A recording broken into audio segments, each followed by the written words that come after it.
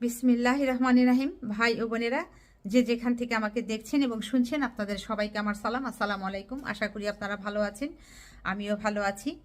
তো আজ আপনাদের সাথে যে বিষয়টি নিয়ে কথা বলবো, যে ঢাকাতে শত শত হাজার হাজার গাড়ি ভরে লোকজন আসছে বাংলাদেশের বিভিন্ন প্রান্ত থেকে, বিভিন্ন জেলা থেকে, থানা থেকে, ইউনিয়ন পর্যায় থেকে এবং গ্রাম পর্যায় থেকে। আর এই মানুষগুলোকে লিড দিয়ে নিয়ে আসছে, প্রত্যেকটা গাড়িতেই একজন করে তাদের নেতা আছে কিংবা নেত্রী আছে। এরকম কয়েকজনকে আটক করা হয়েছে।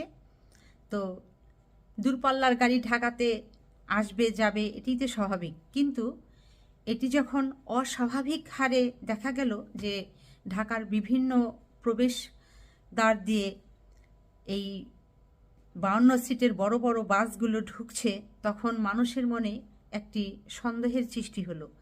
তখন ঢাকার ভেতরে যারা ছাত্র জনতা আছে, এই চৌকস ছাত্র জনতা, তারা কি করলো, ঢাকায় প্রবেশ করবার যে মুখগুলো আছে এগুলোতে ছাত্র জনতারা অবস্থান নিতে লাগলো এবং অবস্থান নিয়ে কয়েকটি বাসের ভেতরে তারা উঠে পড়লো। উঠে তারা ড্রাইভারের সাথে কথা বলল এবং যাত্রীদের সাথে তারা কথা বলে দেখলো যে ড্রাইভারের কথার সাথে ওই যাত্রীদের কথার সাথে মিল নেই। যেমন হচ্ছে, যাত্রীরা বলছে যে তারা ড্রাইভারকে জনপ্রতি 100 টাকা করে দিয়েছে আসবার জন্য।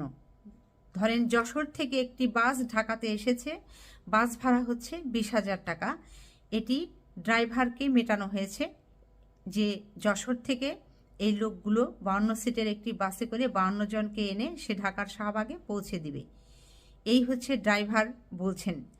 অপরদিকে যাত্রীরা বলছেন যে তারা জনপ্রতি 100 করে টাকা দিয়েছেন ড্রাইভারকে। তো 52 সিটের বাসে যদি 52 জন 100 টাকা করে দেয়, তাহলে টাকা হবে 5200।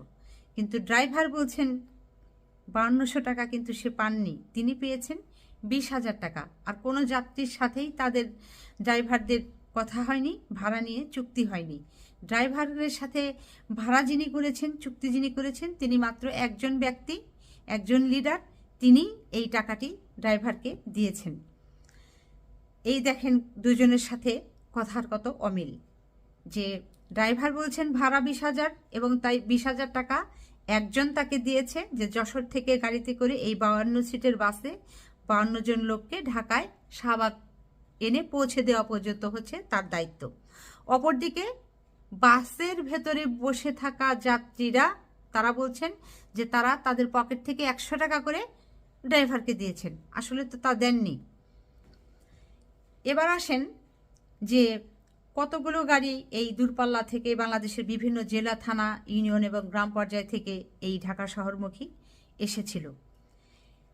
ধারণা করা হচ্ছে যে প্রায় 1,000-এর অধিক এই 52 সিট বিশিষ্ট যে বড় বড় বাসগুলো আছে, যাত্রীবাহী বাসগুলো আছে, এগুলো ঢাকাতে প্রবেশ করতে চেষ্টা করেছিল। কিন্তু তার আগেই তো বললাম যে ছাত্ররা ঢাকার বিভিন্ন প্রবেশদ্বার যেগুলো আছে সেগুলোতে অবস্থান নেয় এবং সেগুলোকে আটকে দেয়। এখন একটা জিনিস হিসাব করেন যে এই 20,000 টাকা করে যদি এক একটা বাস ভাড়া হয় আর 1,000টাই যদি গাড়ি হয়, তাহলে বাস ভাড়ায় তো আসে আপনার 2 কোটি টাকা। এই 2 কোটি টাকা একদিনে সারা বাংলাদেশ থেকে এই লোক আনতে হবে, ঢাকাতে শাহবাগে জড়ো করতে হবে। এই বাস ভাড়া 2 কোটি টাকা, কে বা কারা এটার আয়োজক, কে বা কারা এই বাস ভাড়াটা দিচ্ছে, এটি কিন্তু একটি গভীর ষড়যন্ত্রের মতো, চক্রান্তের মতো বলে মনে হচ্ছে বিষয়টি। অপরদিকে দেখেন, এই 1,000 বাসে করে যদি 52 সিটের বাস হয়, তবুও কিন্তু ঢাকাতে কত লোক প্রবেশ করে, ন্যূনতম 52,000 লোকের সমাগম হবে এই শাহবাগে। তার মানে 1,000 বাসে করে, 52 সিটের বাসে করে তারা বাংলাদেশের বিভিন্ন জেলা, থানা, ইউনিয়ন এবং গ্রাম পর্যায় থেকে লোকগুলোকে একেবারে কেচে ঢাকা শহরে নিয়ে আসছে এই শাহবাগে। কোনো একটি বড় ধরনের ষড়যন্ত্র তারা গোপনে এঁটেছিল সেটিকে সফল করার জন্য এই মানুষগুলোকে তারা ঢাকাতে নিয়ে এসেছিল।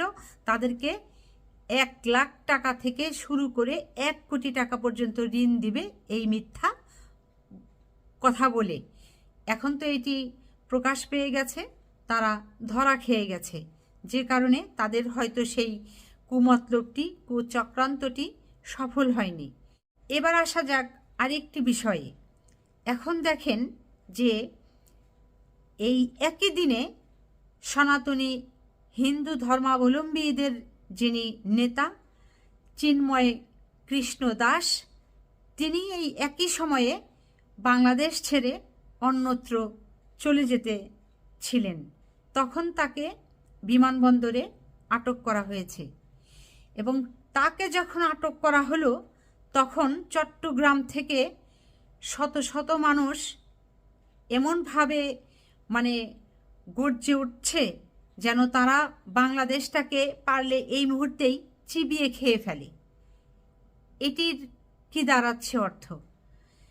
একজন লোক সে যদি অপরাধ করেই থাকে, সে যদি রাষ্ট্রদ্রোহী মামলায় আসামি হয়েই থাকে, তাকে যদি গ্রেপ্তার করেই থাকে, এটি তো রাষ্ট্র দেখবে। উনি যদি অপরাধী হয়েই থাকে এটি বিচারকরা দেখবে, আর অপরাধী যদি নাও হয়ে থাকে সেটির তো বিচার ব্যবস্থা আছে, আইন আছে, শাসন আছে, তারা দেখবে। কিন্তু তার জন্য ওই চট্টগ্রাম থেকে কারা এরকম হুঙ্কার দিচ্ছে, কারা এরকম চিৎকার করছে, কারা এরকম সারা দেশটাকে অচল করার পায়তারা করছে? এখন সাধারণ জনগণের মধ্যে একটি প্রশ্ন দেখা গেছে, সাধারণ জনগণের মনের ভেতরে একটি জিনিস কাজ করছে যে বাংলাদেশের গোয়েন্দা সংস্থা কী করলো? এই বাংলাদেশের 64টি জেলা থেকে শত শত হাজার হাজার 52 সিটের দূরপাল্লার বাসগুলো ভরে ভরে যখন মানুষ ঢাকা শহরে প্রবেশ করতেছিল, এটি কি বাংলাদেশের গোয়েন্দা সংস্থার লোকেরা জানতো না? হয়তো জানতো।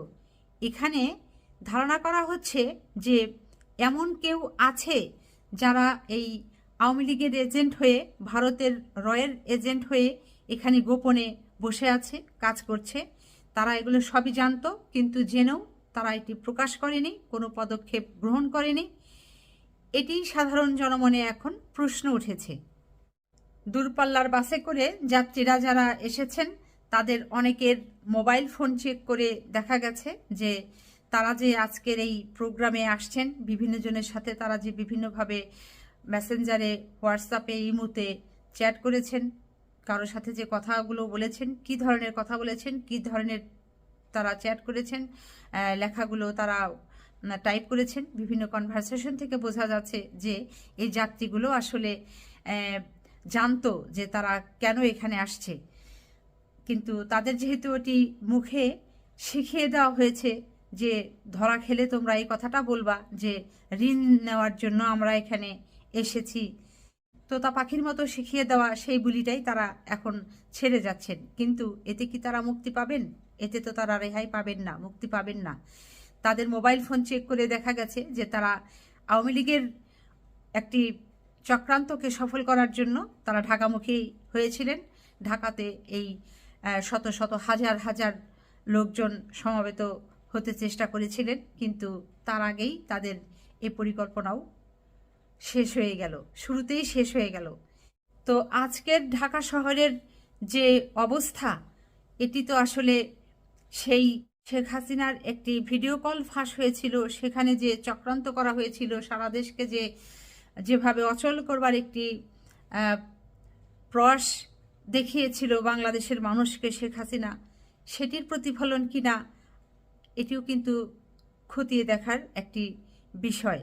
তো যা হোক, বাংলাদেশের অবস্থা এখন খুব আমার মনে হচ্ছে যে নড়বড়ে অবস্থার মধ্যে আছে।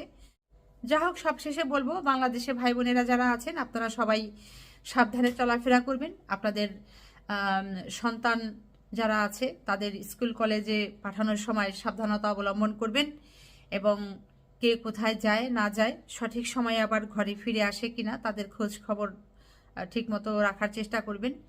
এবং আপনারা সবাই ভালো থাকবেন, সুস্থ থাকবেন। আমার জন্য দোয়া করবেন। আমার এই চ্যানেলটিতে লাইক, কমেন্ট, শেয়ার এবং সাবস্ক্রাইব করবেন। আসসালামু আলাইকুম, আল্লাহ হাফিজ।